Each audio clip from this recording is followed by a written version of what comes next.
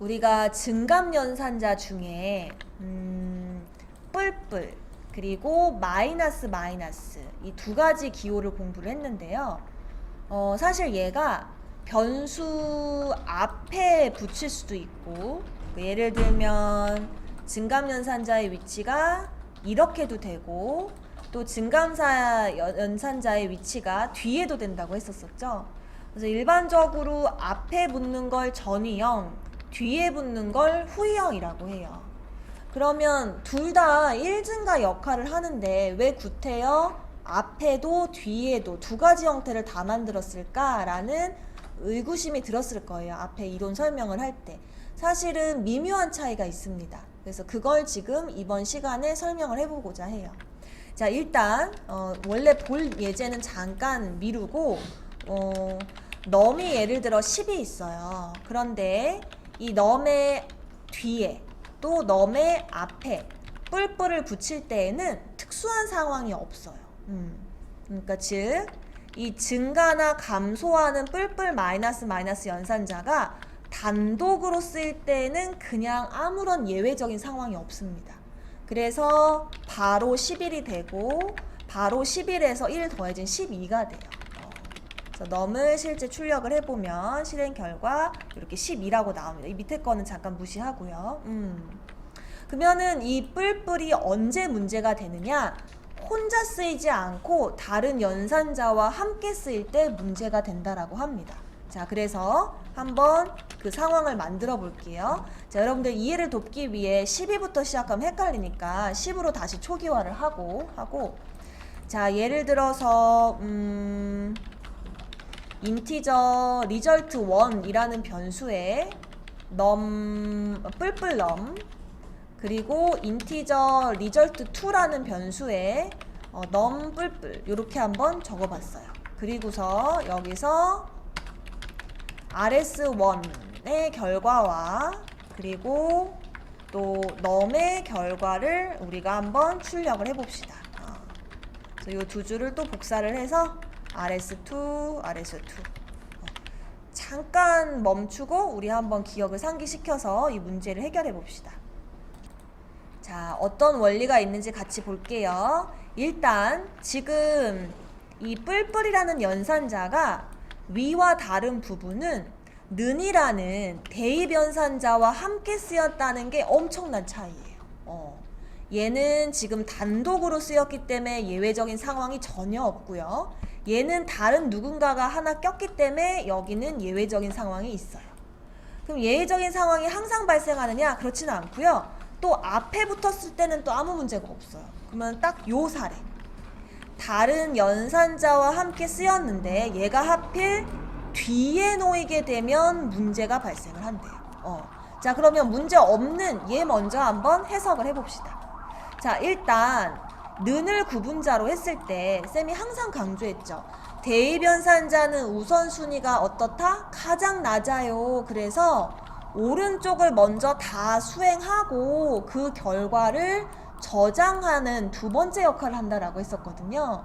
그럼 봅시다. 10에다가 1을 더하라는 거예요. 오케이. 그러면 넘은 11이 되고 11이라는 결과를 rs1에 넣었으니까 11이 돼요. 괜찮죠? 이게 바로 특별한 예외 상황이 없는 상황이에요. 우리가 생각한 대로 나온 겁니다. 오케이. 자, 내려가 볼게요. 얘도 우리 친구들 이해를 돕기 위해 괜히 위에 11로 돼버렸으니까 10부터 다시 합시다. 이게 좋을 것 같아요. 자, 여기가 특수한 상황인데 증감 연산자가 변수 뒤에 있고 후위형이고 다른 연산자와 함께 쓰이게 되면 우선순위가 갑자기 바뀌어서 이 증감 연산자가 가장 마지막에 실행이 된대요. 무조건 가장 마지막. 자, 그러면 쌤은 학생한테 어떻게 했냐면 이렇게 선을 그어버렸어요. 선을 그어버리고 여긴 잠깐 보지 않는 거야. 없다고 생각을 해요. 없다고 생각을 하고 먼저 얘가 실행이 돼요.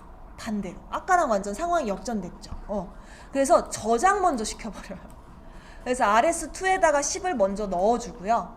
그 다음에 다시 얘가 살아나서 그제야 1증가.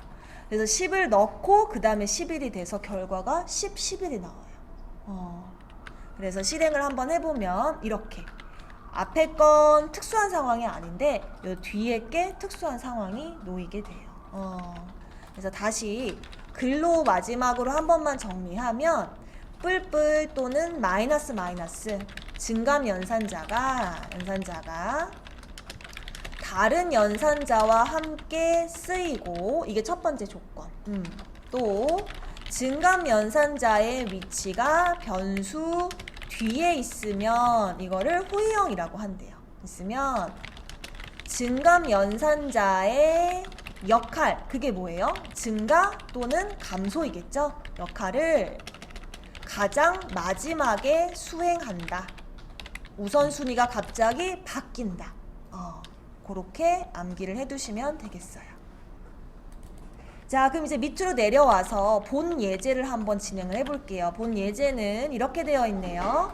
x가 현재 10이네요. 네. 그러면 지금 1 증가를 먼저 해야 되겠죠? 그러니까 11이 되고, 네, 11을 연결하고, 그리고, 요거 되게 중요한 개념이다, 얘들아. 뭐냐면, 쌤이 그때 강조했던 것 중에 하나가, 이런 예제 기억나요? 쌤이 변수의 특징에 대해서 설명하면서 잠깐 있고 요런 예제 기억나요? 자, 우리 친구들 여기 x에 1을 더해서 11이 된 것 같지만 여기 출력하면 몇이 나와야 돼요? 이젠 알죠? 10이 나오잖아요. 왜? 뭐 때문이었어요? 는이 없어서. 는이 있어야 변수가 값이 변하는데, 근데 얘는 다르다, 얘들아. 이거 되게 중요한 거네.